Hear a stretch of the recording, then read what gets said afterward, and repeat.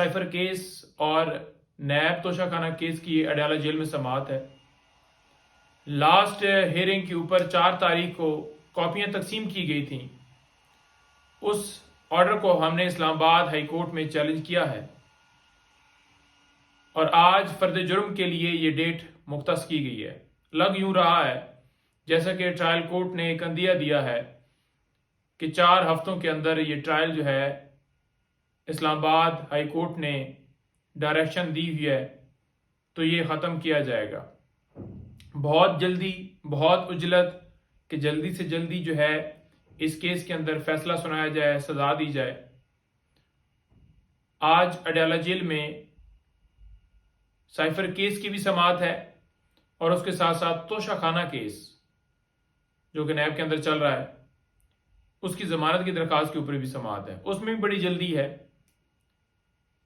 اگر کل والی ڈیٹ سے پچھلی ڈیٹ کا تھوڑا سا بتاؤں تو اس میں ہوا یہ تھا کہ 13 تاریخ مختص کی گئی تھی، لیکن نیب نے عدالت کھلوا کے وہ ڈیٹ جو ہے وہ نزدیک کی کروائی، اور کل جب ہم وہاں پر گئے ہیں تو وکلاء کو بھی جانے کی اجازت نہیں دی گئی، دوسرے میڈیا والے یا عام پبلک تو دور کی بات ہے۔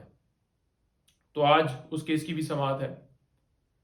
اس کے ساتھ ساتھ آج مختلف کیسز ڈسٹرکٹ کورٹ کے اندر لگے ہوئے ہیں، جن میں عمران خان صاحب کا جو رول ہے وہ 109 کا ہے، جو میں پہلے بھی گزارش کرتا رہا ہوں کہ عمران خان صاحب کی ماں کے اوپر یہ ٹریفک بلاک ہوئی، یا ان کے مشورے کے اوپر جی یہ گملہ ٹوٹا، یہ گاڑی جلی، اس طرح کی جو ایف آئی آرز ہیں، تو آج وہ بھی وہاں پر لگے ہوئے ہیں کیسز۔ اس کے ساتھ ساتھ جو توشہ خانہ کیس کے ریلیٹڈ جعلی رسیدوں کا کیس ہے وہ بھی آج ڈسٹرکٹ کورٹ میں لگا ہوا ہے، جس میں بی بی صاحبہ اور خان صاحب کے اوپر ایف آئی آر درج کی گئی ہے۔ تو جھوٹے کیسز ہیں سارے۔ آپ نے اس کی مثالیں یہ بھی دیکھ لیں کہ 9 مئی کے حوالے سے جیسے فرق فرید بلوچ صاحب نے فیصلہ دیا اور بڑا واضح کر دیا کہ اس میں خان صاحب کا کوئی قصور نہیں پایا جاتا، کہ کیسے کوئی بیہائنڈ دا بار شخص ہے تو وہ جس کے پاس نہ فون کی ایکسیس ہے نہ کوئی اس سے ملا ہے، تو کیسے وہ کہہ سکتا ہے کہ آپ جلاؤ گھراؤ کرو؟ تو یہ ایک مضحکہ خیز بات ہے۔ تو انہوں نے جو اپنی آرڈرز دیے تھے مختلف ضمانتوں کے اندر، تو بڑی بات جو ہے وہ واضح کر گئے۔ اس کے ساتھ ساتھ کل جو 3 خان صاحب کی ضمانتیں کنفرم ہوئی ہیں، 18 مارچ جوڈیشل کمپلیکس کے اوپر حملہ، اس کی ایف آئی آرز ہیں۔ نواز شریف صاحب یہاں پر پیش ہوتے ہیں، لوگ بھی ہوتے ہیں، گملے بھی ٹوٹتے ہیں، کوئی ایف آئی آر درج نہیں ہوتی۔ خان صاحب جب بھی پیش ہوئے تو ان کے ورکرز کے اوپر، خان صاحب کی گاڑی کے اوپر شیلنگ اور لوگوں کے اوپر تشدد کیا گیا۔ تو بجائے یہ کہ پولیس کے اوپر ایف آئی آر درج ہوتی، لیکن عمران خان صاحب کے ورکرز کے اوپر بے شمار ایف آئی آر اور خان صاحب کے اوپر بھی درج کر دی گئی، تو وہ بھی کل کنفرم ہوئی ہیں۔ تو وہ بھی اسی بات کا آپ کو ثبوت دیتی ہیں کہ کس طرح سے یہ کیسز بنائے گئے ہیں۔ ضمانت تب بھی کنفرم ہوتی ہے کہ جب اس کیس کے اندر یہ نظر آتا ہے کورٹ کو کہ اس کیس کے اندر کوئی ایسا ٹھوس ثبوت نہیں ہے، کوئی شواہد نہیں ہے جس سے یہ ضمانت جو ہے وہ کینسل کی جائے۔ اس کے ساتھ ساتھ کل توشہ خانہ کیس کے اندر اس آرڈر کو سسپینڈ کرنے کے حوالے سے جو درخواست دی ہوئی تھی، اس میں بھی فیصلہ محفوظ کر لیا گیا ہے۔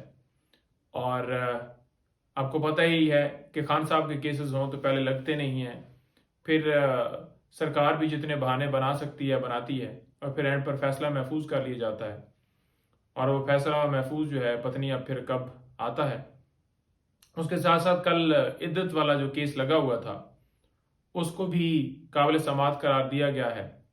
ہمیں تو پتہ تھا کہ یہ قابل سماعت ہوگا، کیونکہ جس طرح سے پہلے مفتی سعید صاحب کو اس کیس کے اندر جناب لایا گیا، پلانٹ کیا گیا، پھر اسی طرح خاور مانیکا کو ان کے اوپر ایف آئی آر درج کر کے تو پھر ان کو اٹھا کے اور پھر ان کو بھی اسی طرح سے لایا گیا ہے۔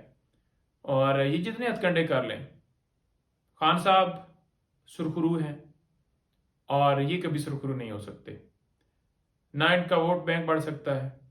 لوگ آپ ان کے جلسے جلوس دیکھ رہے ہیں کہ آئے روز لوگوں کی تعداد کم سے کم آپ کو نظر آ رہی ہے کہ لوگ بھاگ رہے ہیں، 70% جو ہال ہے وہی خالی ہوتا ہے. تو اسی مایوسی کے ڈر سے مجھے تو یہ لگتا ہے کہ نواز شریف صاحب جو ہے نا جلد وہ واپس روانہ ہوں گے. بہت شکریہ.